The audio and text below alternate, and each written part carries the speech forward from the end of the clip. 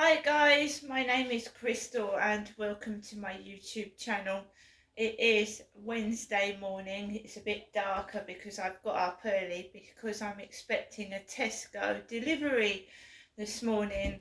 The slot was booked from 6 till 10. I was awake at 6 o'clock in the morning and I looked at my phone and they said my delivery was between 8 and 9. So Alexa, good morning. Good morning. I've got a festive message from a special guest. Just say, are you ready to step into Christmas? Are you ready to step into Christmas? Alexa, are you ready to step into Christmas? I sure am. And how better than with a Christmas message from Sir Elton John? I'd like to thank you for the year, so I'm sending you this Christmas card to say it's nice to have you here. Merry Christmas from Elton. Merry Christmas, Elton.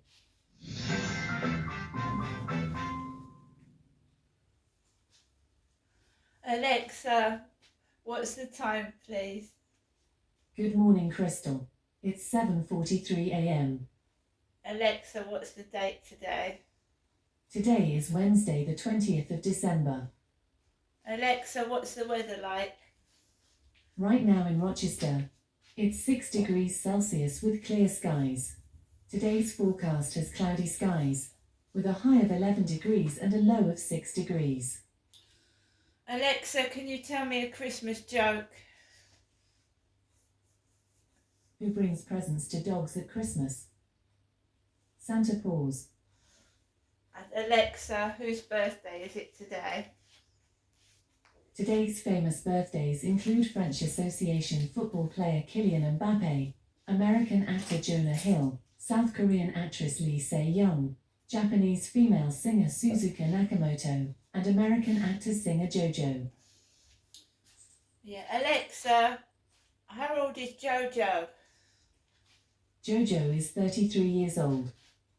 My goodness, I remember JoJo, the singer JoJo, American singer JoJo, way back, 15 years ago. Right guys, so I'm here in my flat at Rochester. Like I said, it's just beginning to get light. It's getting on for near 8 o'clock, waiting for the Tesco delivery guy. Yeah, I was able to get my delivery. I thought I wasn't. That's why I've not been going out so much this past week, because I wanted to get my Tesco shopping for Christmas. Normally I would have got it tomorrow, but the only slot I could get booked was the 20th of December. So what I would have spent tomorrow, I've had to do it today. So I should be a bit better off tomorrow. I should be. All my phone credits run out, so I'm going to have to top up my phones before Christmas, top up my electric and gas, and then I'll be set. So that's cool.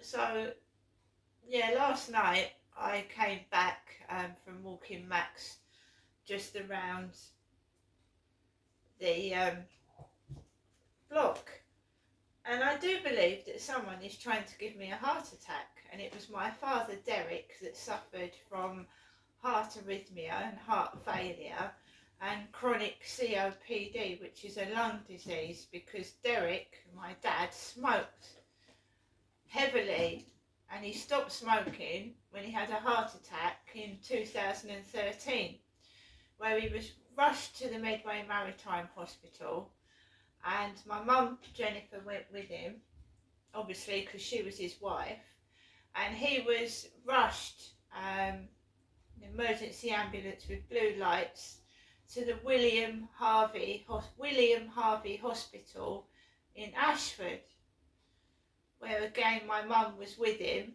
and she stayed at the hospital with him because he had a very bad heart attack, the worst heart attack you could have, and he survived it.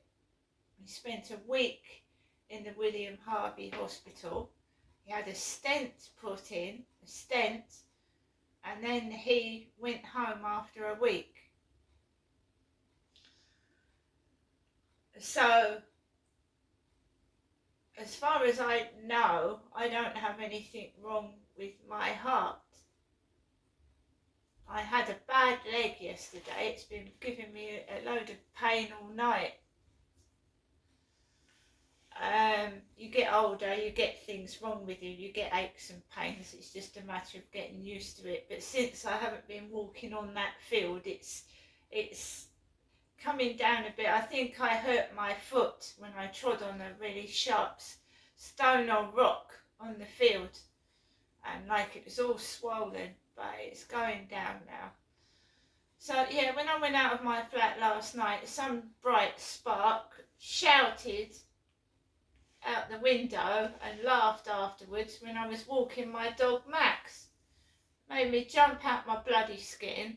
I've told you that we're getting a load of noise next door, similar to the noise which was going on upstairs. So it's moved from upstairs on the ceiling to the side where I try and at night sit and relax and watch my TV set. So it's kids again, sounding like they're running up and down when I'm trying to watch the telly by my wall. It's paper thin, by the way, the wall's paper thin. And it sounds like they're banging everything. And if anyone was that, if I had someone, it'd probably take my mind off of it, and I wouldn't be thinking about it. But because I'm on my own and I can hear anything, it's probably making things 10 times worse. I do suffer from PTSD, post-traumatic stress disorder. So a lot loud noises make me jump out my skin, basically. I spent 2.5 years in this flat, putting up with really, really bad noise. It's really, really over the top. Screaming, banging, stomping on the ceiling. If you go onto YouTube and look up stomping on the ceiling, you will see that loads of people suffer from that when they have people living above them. Right? So as I've said, I'm trying to move out of here. So that is why I'm putting up with the noise next door, because I'm trying to move out of this accommodation. And I don't know, I mean, the walls are paper thin everywhere now. You can hear conversations, kids screaming, running. You can hear somebody open their fridge, shut it, turn the microwave on. You can hear every little noise.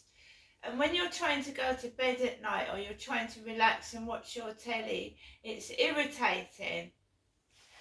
It's annoying. At my old flat, the old lady next door, and she was about 20 years older than me, about 70, she used to turn the radio on at 2 o'clock in the morning, right underneath my bed. So you could hear Hotel California playing at 2 o'clock in the morning underneath my bed. It used to make me jolt out of my bed, wake up. I had to knock on the door to her once. I knocked on downstairs to the lady next door because the noise was unbearable. It was really unbearable. And being an older woman and an old lady, I was surprised at the volume of the music. It's really loud underneath my bed at night when I was trying to sleep. And then I'd go downstairs and I would hear the woman swearing, F this and F that, and I'd be afraid to knock on the door, but I did. I said, did you realise that I can hear your radio in my bedroom where I'm sleeping? I can hear it. Because the first thing the housing says, have you tried to mediate? Have you told the neighbour what's going on and tried to discuss it with them? But you find if you knock on a neighbour's door and you discuss it politely, they take it the wrong way. They either make the noise worse, which happened in my case, or they'd get a grudge against you and start going for you in other ways. So I'm putting up with it. The woman next door has got, I think, 2 kids, an older lad and a toddler. Well, not toddler, I think the kid's about 4 or 5. And it sounds like, right, it's not their fault. The place isn't soundproof. It sounds like the noise I was getting upstairs is now to the side of the wall, and it's driving me round the bend. And when you don't feel well, it's worse. And your temper threshold, when you're in pain and you don't feel well, is low. 3 nights this week I've been woken up between 2 and 3 in the morning. I understand that it's hard with children, that they make noise. I understand that. I've had children myself. But Hyde Housing, right, whoever designed these buildings did not consider the soundproofing, and where they've actually put people, my TV set, right, is against the wall because that's where the socket is. So I imagine their TV set is by the wall, and the walls are paper thin, so you can hear the TV set going on. You can hear the TV set, drives you balmy. I've not had a relationship, so we've had instances where people can hear other people, their personal things, if you know what I mean, on top of the ceiling and by the side of the wall. But it's a thing that's all round. It's in the doctors, it's in the hospital, it's, everywhere I've gone, I can hear people next door speaking, what they're saying. It's like a set of Coronation Street. You shouldn't be able to hear it.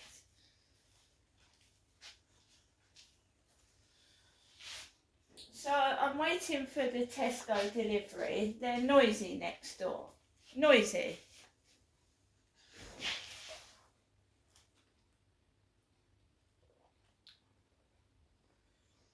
I'm not blaming them. It's the design of the flats. They've concentrated on looks. It looks nice.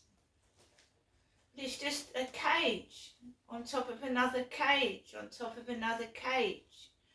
And when you're caged in the middle, you've got noise from upstairs, you've got noise from downstairs, you've got noise from that side and noise from that side. However, I'm glad I've got a roof over my head this Christmas, because there are homeless people out there living on the streets, right?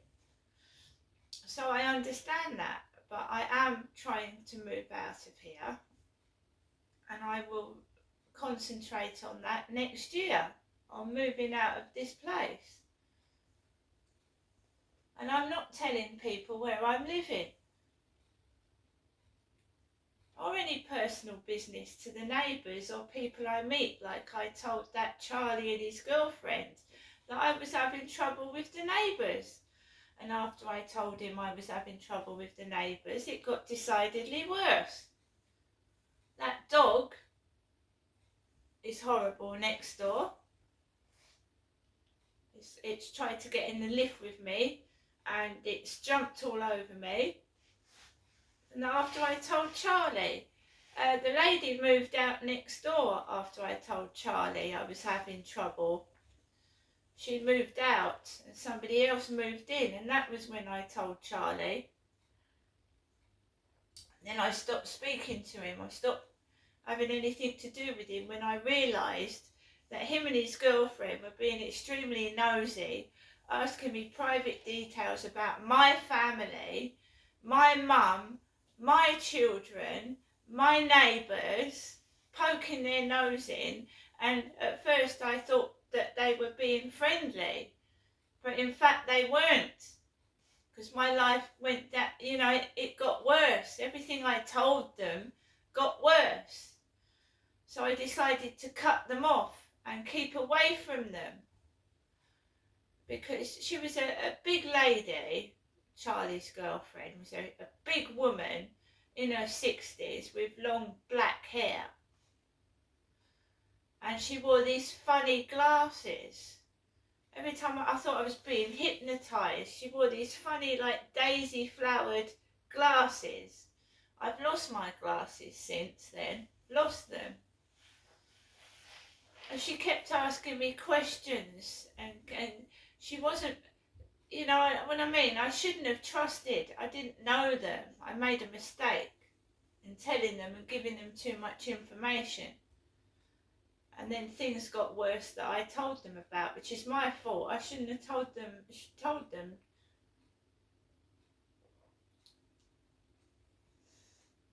You live and you learn. You can't trust people. They stab you in the back. They gossip. They make things worse for you when they get jealous as well. So I met this Charlie on the last year, or the beginning of this year, at King Charles III's coronation, where he was talking about Charles and Camilla's love child in Australia. He invited me back to his girlfriend's flat, where she rents it privately. So she's got money, and she travels to, she's got a passport, she travels to other countries.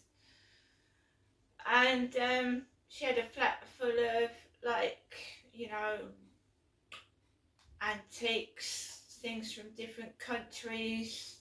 And I just wanted to make friends with somebody. I thought, oh, I found a friend. But friends to me become rivals, and they start getting jealous, and they want to compete against you. The same as in relationships. They weren't partners. They were jealous. They wanted to be rivals. They wanted to be better than me. So I just think it's better off I'm on my own. And I'm coming to terms with that. Everybody wants to compete against me, be better.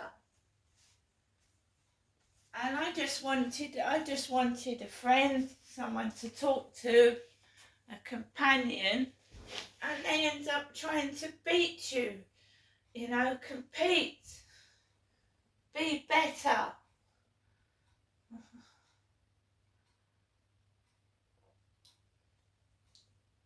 So that's why I'm on my own.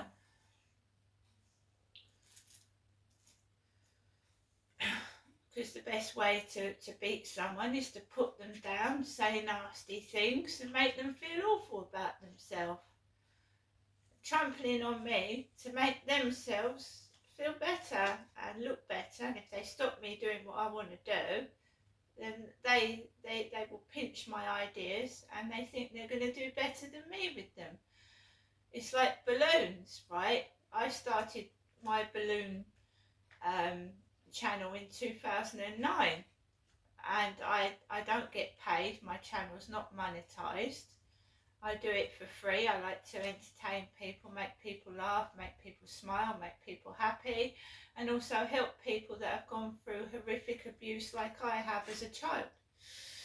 And one way I do that is I blow balloons, pop them. I've got poetry. I let my feelings out in poetry and writing, and I sing. So I don't know why people have to be spiteful and nasty, why they can't just be normal. Because it's not just one person bullying me, it's a load of people, and it's not nice, it's evil. And as a child, you don't understand, you know. I remember, you know, why are people like this? Why are they doing this to me? I'm a little kid, for God's sake. And, you know, a kid doesn't understand. A kid has to be told what to do by adults that aren't looking after them properly, that are putting me in danger. And I can't do anything about it. I couldn't do anything about it as a kid. That's why I don't trust people. I was abused as a child by adults, and I don't trust people, and I never will. It's nothing to do with mental health illness. I mean, that's what they keep saying to cover up what's been done to me. They let my perpetrators get away with it. One of them is now dead. He probably laughed his head off to the very end, getting away with what he did because the police allowed him to do so. With obviously some corruption going on as well, somewhere, where the police would come out and act like, you know, PC fucking plod off a cartoon. What the police would come out, what do you want us to do with your dad? We don't see any bruises, we don't see any marks, I'm afraid we can't do anything. But obviously sexual abuse doesn't leave bruises, does it? When my dad was sexually abusing me, he didn't bruise me on the arms, he didn't cut me on the face. But it fucking, you know, it mentally scars you, doesn't it? The police coming out, what do you want us to do? We can't really do anything with your dad because you've got no marks on you. And then when you see people behave like that, adults in a professional job, you start to think, well, you know, is there anybody that is not corrupt? Is there anybody that isn't involved in this conspiracy and corruption? Trying to make out I'm mad so they can sexually abuse me to fuck. And that Charlie is the last person ever that's ever going to get as close to me as that and abuse me. No one ever is going to do that to me again. Right? I'm not going to be hounded out of my flat so I wander the streets at Christmas by noisy neighbours either. Because that's what used to happen upstairs. I'd be wandering the streets out of my head with not being able to sleep properly, having to go outside to get away from it. Luckily the noise is coming from against the wall next door in the living room and I can go in the bedroom away from it, right? Trying to do out my bedroom, but they gave me the wrong duvet.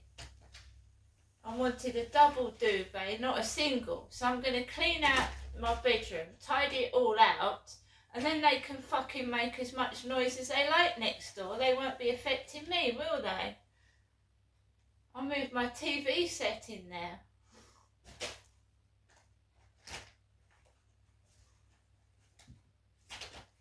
I think it's funny, they think it's a joke, they're upsetting the mad woman. You know, if you make her life a misery, noisy, take everything away from her, she's going to go crazy. Well, I'm not going to go crazy because these bullies are the crazy ones, right? I mean, who the fuck shouts out a window at someone in the dark? A knobhead, an absolute dick. Hiding behind curtains and blinds, shouting out the window. Because they think it's going to give me a heart attack. Anyway, guys, I'm looking for the Tesco delivery guy. See you later.